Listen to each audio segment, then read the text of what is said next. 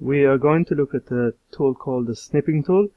It's not part of the Smart Notebook software. It is actually part of the Windows tools that you get with the computer. And to get to it, you simply go to your Start button, if I can only see it here. And if you type here, it's right up here, but if you can't see it, simply type snip, and there it is.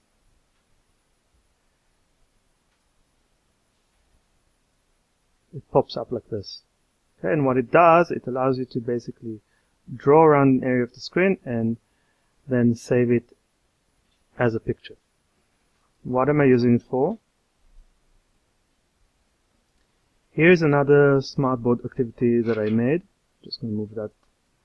And what the kids are meant to do here is they're meant to put a sentence together using the given words to describe the picture.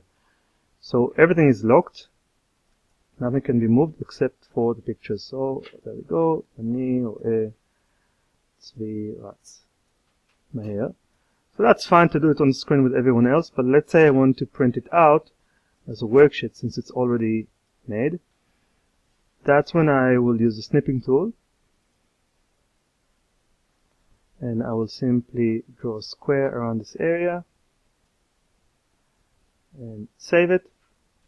And it saves as a JPEG, which is you can then bring into a Word document or even back into the Smart Notebook software.